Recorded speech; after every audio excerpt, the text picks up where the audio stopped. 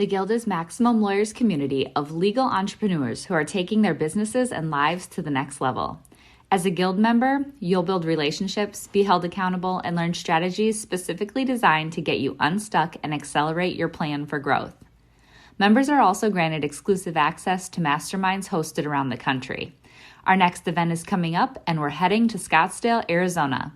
There's something truly magical about the power of these in-person connections where real-time breakthroughs happen. Picture this.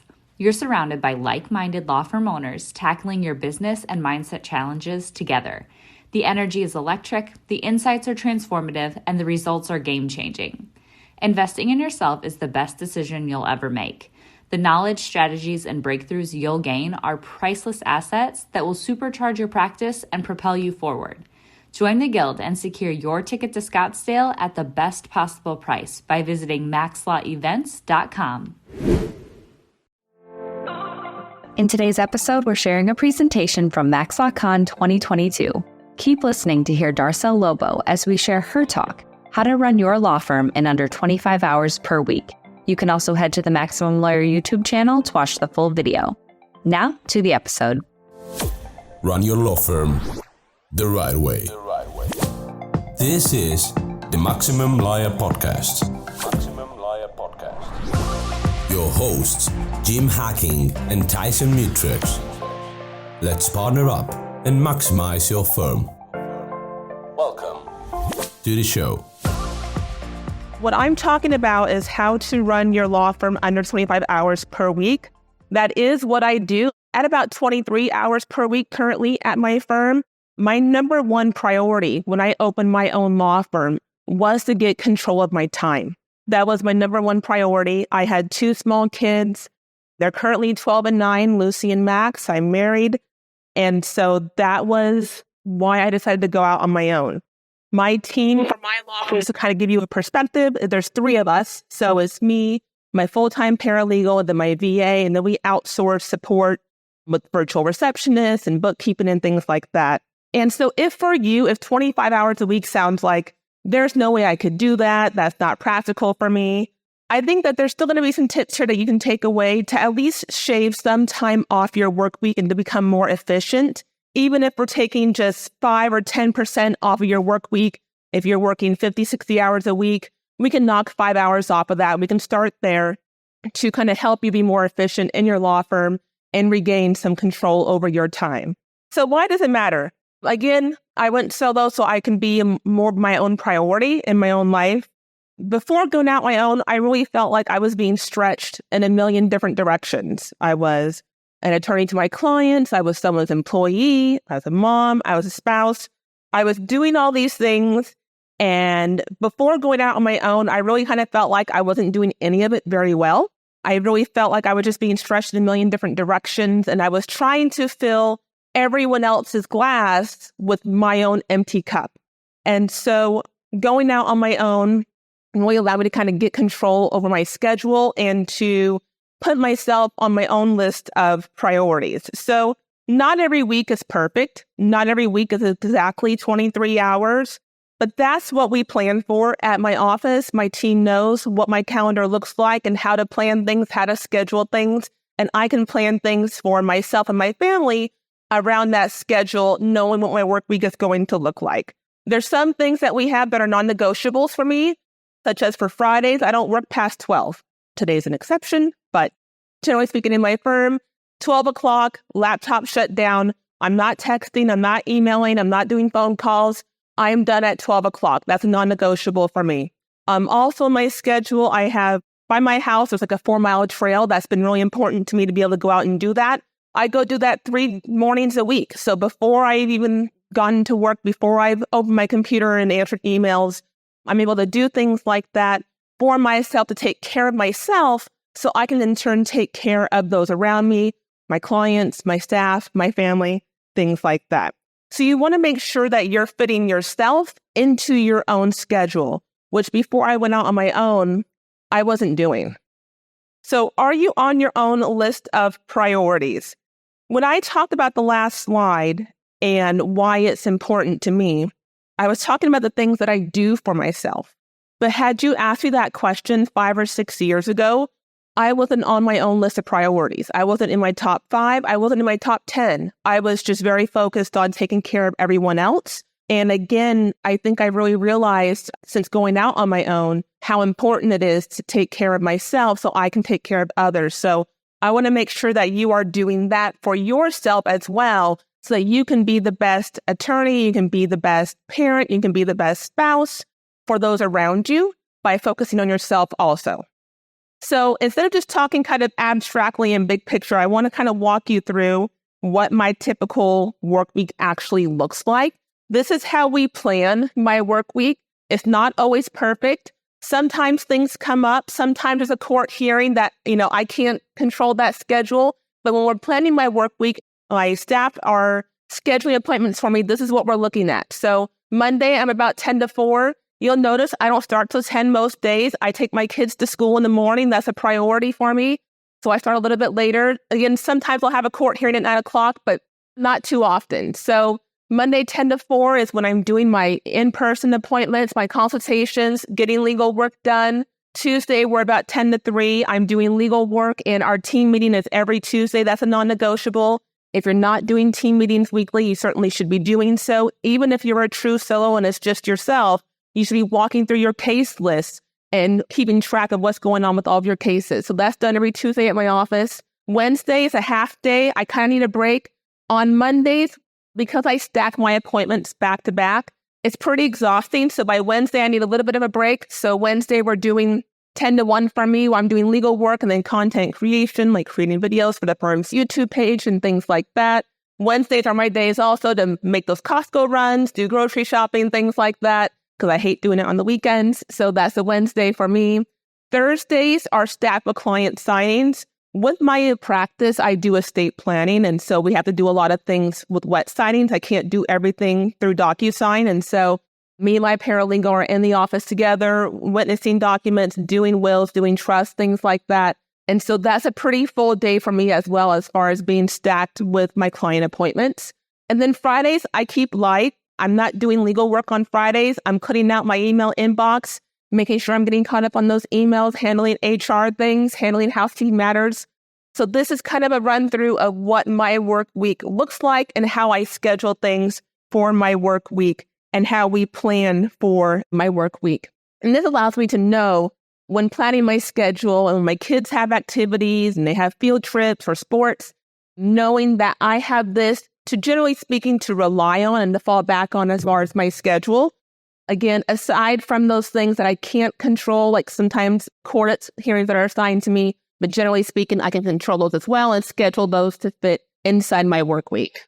I think a big one is this notion that working more will equal more money. And I strongly disagree with that. I don't think working more makes you a better lawyer. I don't think working more makes you more successful. I don't think that those things are equal. I think it does lead to, burnout and dissatisfaction and just being unhappy with your practice. And so this is my quick pitch for flat fees. If you're not doing flat fees, if you're doing hourly work, for me to be able to have the schedule that I just went over with you, it was so important that I moved my practice areas all over to flat fee. Previously, I was probably about 50-50 flat fee and hourly. And so there was a few things that I felt like there's no way I can make this flat fee. It has to be hourly. But I really sat down my team and we went through the practice areas. And for me, my probate practice was the one that I felt like I don't know how to make this flat fee. It has to be hourly because there's so many variables sometimes in these cases.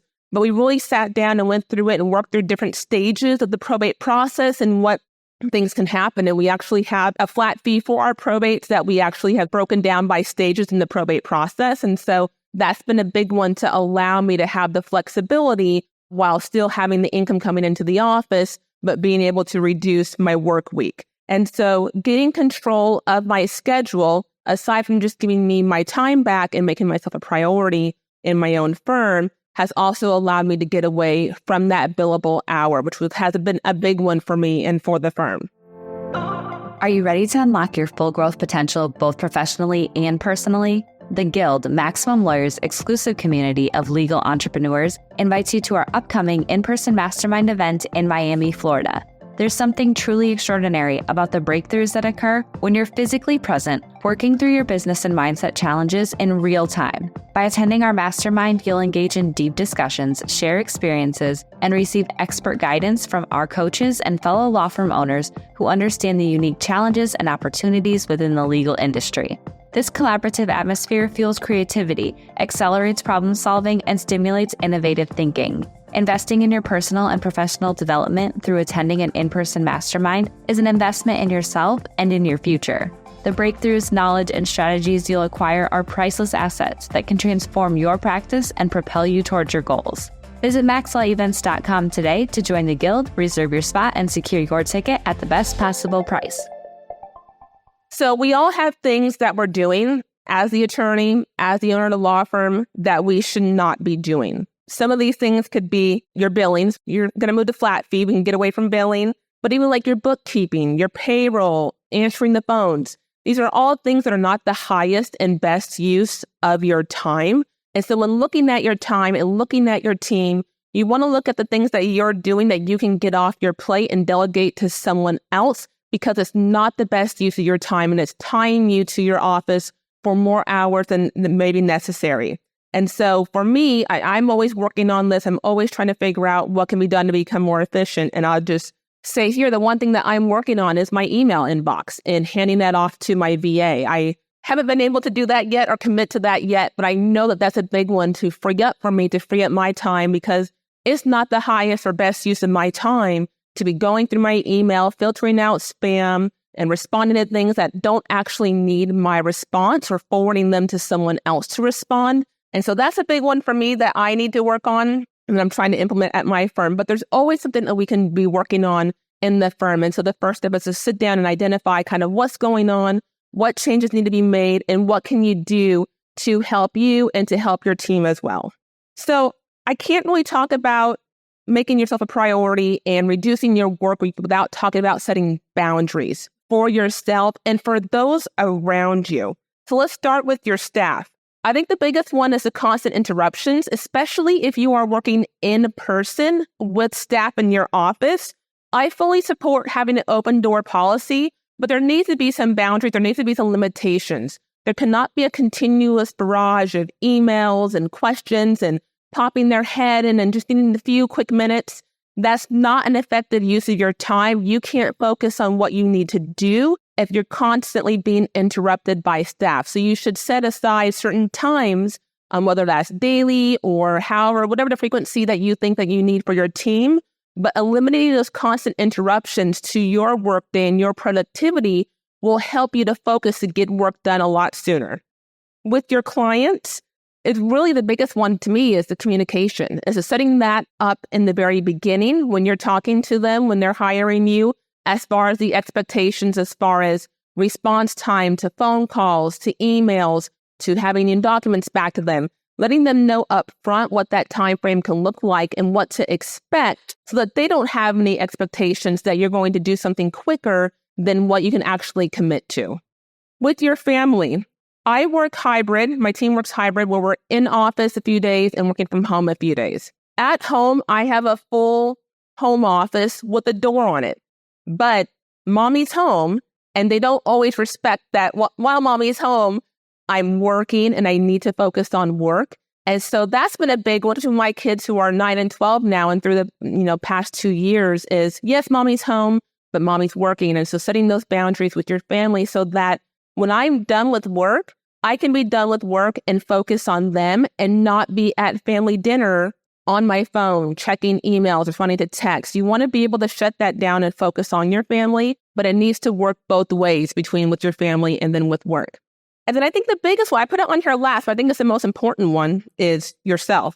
I think we can be the biggest offenders of breaking our own boundaries. You have to respect your own boundaries, whatever those are that you put in place. So if you decide that you want to start working a half day on Friday, at 12 or 1 o'clock, you need to shut that computer down and respect that your own time. If you decided what clients are red flags when they contact your office, you can't and then break your own boundary and take them on because of what the fee may be or who referred them. If they're a red flag and you've decided these are red flags, I'm not taking these kinds of clients, you need to respect that boundary that you set for yourself and not take that client on. So I think there's a lot of areas where we can set boundaries and make sure that we're respecting our own boundaries and that those around us respect our boundaries, so we can then in turn be more efficient and be more productive in our firms. And so what are we working towards? For me, my list is, becoming your own priority, doing the things that you want to do, having happier clients, because I think being a happier lawyer makes for happier clients, and also doing the things that you want to do and enjoying the work that you do. So many times with burnout and with not having control of your schedule, working too many hours, or not really having a good grasp or handle on things can kind of spiral and you don't enjoy the work anymore. You don't have the same passion that you once did. And so having your schedule under control, having your calendar under control, I think really helps to allow you to make yourself a priority so you can still continue to enjoy the work that you do and the clients that you serve. So I want to take away with some easy wins. I think the first one is your email and managing your email and deciding when you're going to check your email. On my laptop, I turned off the little notification box that comes up in the bottom right-hand corner. It's too much of a distraction for me to see what did this person send me? What's going on now? Everybody can wait until you decided to check your email. If that's going to be, twice a day or once an hour, whatever those guidelines you're going to put in place for yourself as far as when you're going to check your email. But you don't need your email going off 24/7 and alerting you, because people can wait a few hours for a response from you. And again, it allows you to get whatever you're working on to get that done so much more quicker because you're not being interrupted by that distraction. Same with phone calls. When someone calls the office, they should not expect to get you on the phone immediately. You should set aside time for when you're going to return phone calls. For me, that's in the afternoon. And so if someone calls the office, hopefully my team can just handle it and I don't actually need to return the phone call. But if I do need to return the phone call, it's going to be in the afternoon, probably around 2 or 3 o'clock, somewhere in that time frame. I cannot be constantly interrupted by phone calls because the distraction, if I'm working on, a motion for someone and I've got to take a phone call and then get back into the groove that I was in and working on that motion, I've lost a lot of time there. And so I think it's much more efficient to handle phone calls in a blocks at a time, again, setting aside, a certain hour of the day or half hour of the day to return phone calls and not be constantly interrupted by the phones. And then along the same lines is blocking out time for getting legal work done. If you've got an 8-hour workday and you're trying to get some legal work done, but you're constantly interrupted by the phones, by the emails, by staff, by whatever's going on, it's going to take you so much more time to get that work done versus if you had a 3-hour block of time that you cut out and just committed to getting that legal work done, you could have it done so much faster and so much more efficient. I find that works great for me. And so that's how I handle getting my legal work done or having client appointments, is blocking out that time and sticking to that time block that I have set out for myself. So that's about it for me. That's kind of my work week, what it looks like, what my 25-hour work week looks like. Again, it's not always perfect, but this is how we plan for it. This is how I schedule it. And my team knows what my calendar looks like as well when they're planning things for me also. So thank you so much. Thank you for having me. Thanks for listening to the Maximum Lawyer Podcast. To stay in contact with your hosts and to access more content, go to MaximumLawyer.com. Have a great week and catch you next time.